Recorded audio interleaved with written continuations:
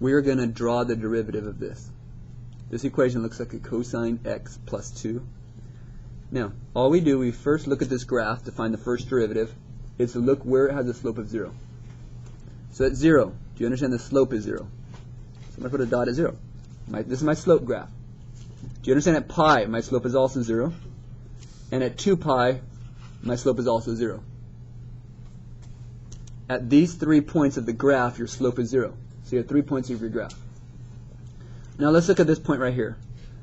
That looks about, if you look at this line, isn't that about a slope of 1? If you look at the points, you can kind of see that's about a slope of 1. So what, oh, sorry, this is a slope of -1. We okay with that? So right here in the middle, does it look like your slope is about -1 from the dots given? Is that okay?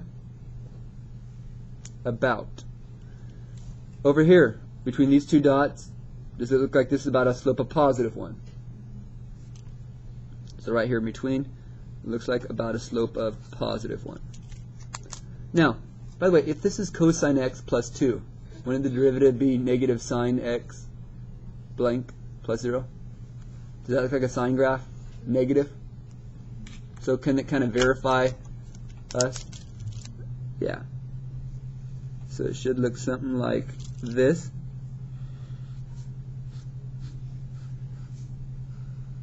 If you know your functions, it makes life a lot easier sometimes. By the way, this would be y prime. Now our next graph is we're going to take the derivative of this blue one. I'm just going to do it on the same graph. Now if this is sine x, negative sine x, what's the derivative of negative sine x? Positive cosine x. So it could give us an idea of what we're getting into. Anywho, what's the slope at this point right here? 0. So will my slope be 0? Isn't the slope 0 here as well? Are we okay? What's the slope at this point right here? Looks about a +1-ish. So we go up here. Slope is +1 at that point. At this point, isn't it about -1? Looks like it's going down about a -1. Here, isn't it going down about -1 as well? Does that look right? That looks like it's going downhill about 1. Now, does that look like a V? Some of you would put a V, but if you know enough about trig functions, you should realize it's a cosine-ish graph. So it's negative cosine, so it's going to look more like this kind of shape. Again, right now you don't know a lot about which way it curves. You'll learn over time how to tell which way it curves. Anyways, this graph in red is the second derivative. So the key to find derivatives, look for slopes of 0, and then look for other points that you could kind of guess the slopes, and from there you can get a trend of what the graph will look like. Pretty good trend. The red is the second derivative, the blue is the first derivative. Okay. For 16, or 116, you have the velocity function of some object moving. It wants a5, which is the acceleration at 5 seconds, minutes, whatever t stands for. It also wants the acceleration at 10. So basically, acceleration is the derivative of velocity. So all you're really doing is taking the derivative of velocity. That's a quotient rule. So derive the top, you get 100. Leave the bottom. Minus, leave the top. Derive the bottom. And then square the bottom.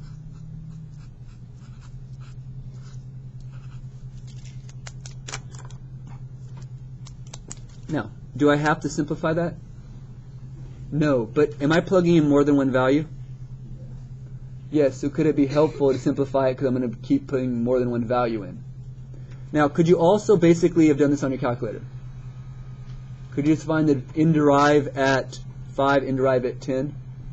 That would also be useful, but be able to do both types. So can I replace v prime t with a of t. Is that okay? And then I'm going to simplify the top. Now, real quick, do you understand there's 100 in both of these? So I'm actually going to leave the 100 out front. And then, isn't this 2t? And then isn't that 15 minus 2? Because I broke the 100t out. Oops, no. It's 2t plus, isn't that a 2t right there? I missed that. Plus 15, and then this looks like it's a 2t. I lost the t, but it's minus 2t, right?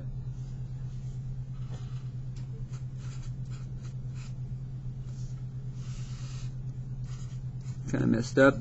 I could have skipped a step there to write it twice.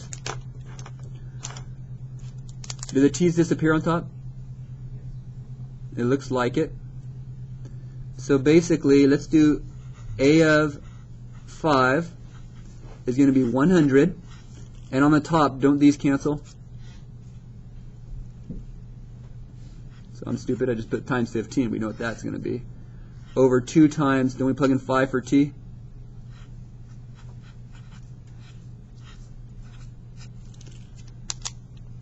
F of 5, again these canceled, so we have 1500 on top, and this becomes 10 plus 20, 15 is 25, 25 squared.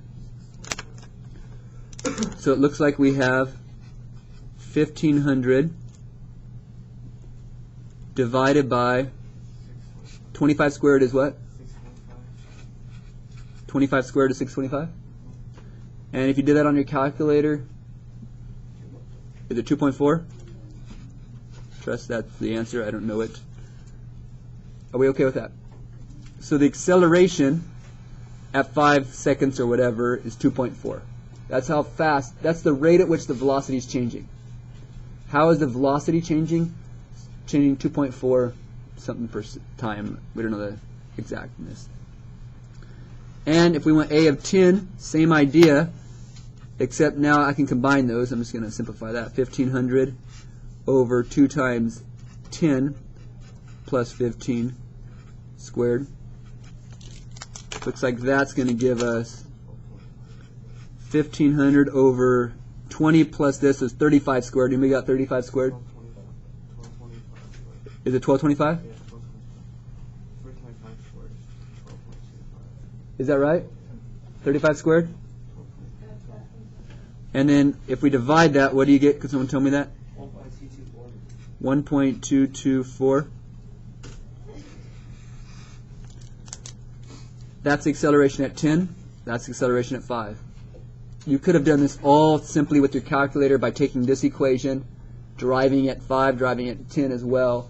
Make sure you can do both methods. Now, real quick, if that was a position graph to start with, and it wanted acceleration, do you understand you do 2 derivatives, and then plug in 5 and 10? If that was s of t to begin with, a position, you have to do 2 derivatives to get to the acceleration graph equation, just so you know.